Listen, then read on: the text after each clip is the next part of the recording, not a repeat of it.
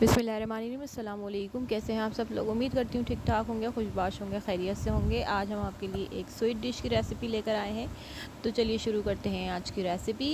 इस रेसिपी के लिए हमने 1 पाव दूध लिया है। इस 1 पाव दूध में हम तकरीबन 4 से 5 चम्मच जो है वो चीनी के डाल रहे हैं। इसके अंदर हमने खाने के चमचे चीनी डाली है, खाने के चमचे से, ठीक है। तो वो 4 से 5 अदद डालिएगा। अगर आप मीठा कम पसंद करते हैं तो आप इसके अंदर चीनी कम कर सकते हैं। और इसमें हम इस रेसिपी में हम 2 जगह चीनी यूज़ करने वाले हैं, तो इसलिए आप चाहें तो अपने अंदाज़े से यूज़ कीजिए। मज़ीद वीडियो देखने के बाद डिसाइड करें, ठीक है जी। इसके अंदर हमने तकरीबन 1.5 चम्मच जो है सादे पानी में डाल रहे हैं। आप चाहे तो दूध में भी डाल सकते हैं। कस्टर्ड लिया है, कोई सा भी फ्लेवर ले सकते हैं। मेरे पास मैंगो फ्लेवर है। मैंने इसको अच्छे से इसके अंदर मिक्स कर देना है। पूरा अच्छी तरह से डिज़ोल्व कीजिए और लम्स ना बने, अच्छी तरह से उसको हमने मिक्स कर देना है। अच्छा, इसको हम अच्छे से डिज़ोल्व करके साइड में रख लेंगे। दूध में उबाल आ जाए तो फिर आपने इसको थोड़ा थोड़ा करके मिक्स करना है और उसके बाद आपने चमचे भी हिलाते रहना है ताकि साथ साथ ये उसके अंदर भी लम्स ना बने, वरना चमचा ना हिलाएं तो लम्स बन जाते हैं, तो वो अच्छा नहीं लगता। खैर, लम्स बन जाए तो कोई इतना इशू नहीं है, आपने उसे छन्नी से छान कर डाल देना है अपनी रेसिपी में। यहाँ हमने 3 से 4 अदद लेंगे हम। मैं आपको 3 दिखा रही हूँ फ़िल वक्त तो। और हमने ब्रेड स्लाइस लिए हैं। ब्रेड स्लाइस के हमने कॉर्नर्स काट लिए हैं। ये मैंने 3 चमचे जो है क्रीम ली है, मिल्क पैक क्रीम। आप चाहें तो घर की ताज़ा क्रीम जो दूध से निकलती है वो ले सकते हैं। इसके अलावा आप पैकेट की क्रीम ले सकते हैं, ठीक है। इसके अंदर मैं मज़ीद चीनी डाल रही हूँ और ये भी मैंने 3 चमचे डाली है।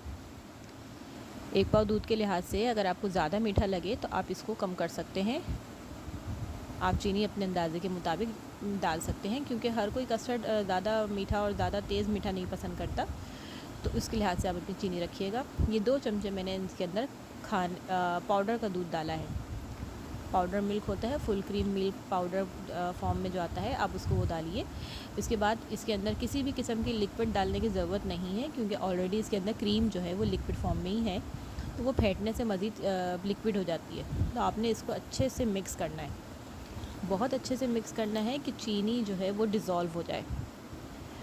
ख़याल रखिएगा, चीनी को आपने डिज़ोल्व करना है, तो इसलिए आपको इसको बहुत ज़्यादा मिक्स करना पड़ेगा। अगर आप कम मेहनत चाहते हैं तो आप चीनी पीस के डाल दीजिए, तो आपको सिर्फ थोड़ा सा ही आपको राउंड घुमाने पड़ेंगे। इसके बाद आपकी चीनी अच्छे से मिक्स हो जाएगी, तो आपको ज़्यादा टेंशन नहीं होगी।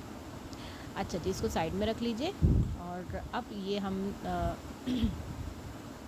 ब्रेड स्लाइस लेंगे और ब्रेड स्लाइस के ऊपर जो हमने चीनी और दूध और क्रीम का जो मिक्सचर बनाया है, हम इसको इसके ऊपर अच्छे से स्प्रेड करेंगे। तमाम कॉर्नर्स पर अच्छे से स्प्रेड कर दीजिए। और जितने हमारे ब्रेड स्लाइसेस हैं, लाइक मैंने 4 लिए हैं। फ़र्स्ट टाइम में आप जब भी कोई रेसिपी बनाएं तो आप कोशिश कीजिए कि आप उसको कम से कम पैमाने पे बनाएं, ताकि अगर आपसे ठीक ना बने तो आप उसको जो है कम से कम आपका नुकसान हो, ठीक है जी। मैंने जो है ब्रेड स्लाइस जो हैं वो 4 लिए थे, एक के ऊपर एक रख कर मैंने उन चारों के ऊपर पहले मैंने पेस्ट लगाया और उसके बाद मैंने उसको इस तरह से सैंडविच स्टाइल में कट कर लिया। सैंडविच स्टाइल में कट करने के बाद मज़ीद मैंने उसके पीसेस किए हैं। आप एक इस तरह समझ लीजिए कि जो हमारा एक डबल रोटी का डबल पीस था, मैंने उस पीस में से तकरीबन 8 पीस किए हैं। आप देख सकते हैं ये डबल थे ब्रेड स्लाइसेस, तो मैंने इसके तकरीबन 8 पीस किए हैं, ठीक है जी। मैंने एक के ऊपर एक रख के काटा है, सिंगल सिंगल नहीं काटा। तो आपने भी इसी तरह से काटना है ताकि क्रीम आपको बीच में मिले ब्रेड स्लाइस के। अब मैं इसको एक अलग सी प्लेट में जो है आप चाहें तो कोई शैलो ट्रे ले सकते हैं। तो मैं इस प्लेट में इसको सजा रही हूँ, अच्छे से मैं इसको प्लेस कर दूँगी। प्रॉपर स्पेस बना दीजिए ताकि आप जब इसके अंदर अपना तैयार शुदा कस्टर्ड डालें तो वो सब पर कवर कर ले। देखें, ये मैं इसके ऊपर पोर कर रही हूँ, अच्छे से इसके ऊपर फैला दीजिए इस तरह। थोड़ा सा लिक्विड हमने रखा है, हल्का सा, हमने ज़्यादा थिक नहीं किया, क्योंकि हमें पता है कि ब्रेड स्लाइसेस जो हैं وہ ابھی اس کو پئیں گے، وہ اس کو ایبزارب کر لیں گے، تو ظاہر سی بات ہے پھر ہمیں تھوڑا سا اس کو ہمیں پتلا ہی رکھنا تھا. ٹھیک ہے جی. یہ میں نے ایک پلیٹ میں تھوڑے سے بادام، تھوڑے سے پستے، تھوڑی سی پسی ہوئی الائچی پاؤڈر، اور اس کے علاوہ تھوڑی سی جو میرے پاس کشمش رکھی ہوئی تھی تو میں نے اس کو بھی یوز کر لیا. آپ چاہیں تو مزید کوئی ڈرائی فروٹس بھی یوز کر سکتے ہیں، لائک اخروٹ، کاجو وغیرہ بھی آپ یوز کر سکتے ہیں. اس کے اوپر اسپرنکل کر دیجئے. گارنشنگ ہو گئی پیاری سی. آپ چاہیں تو جیلی بھی یوز کر سکتے ہیں، it's up to your test.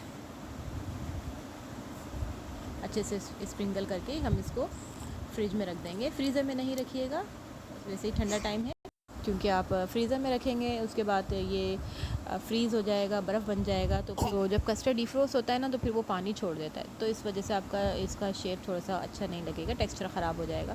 تو اس لیے بہتر ہے آپ اس کو اسٹارٹنگ سے ہی فریج میں رکھیے اور ٹھنڈا ٹھنڈا نوش فرمائیے جب یہ سیٹ ہو جائے تو. اور ضرور بتائیے گا کہ ریسیپی کیسی لگی. پسند آئے گی انشاءاللہ آپ سب کو، اور ضرور ٹرائی کیجیے گا.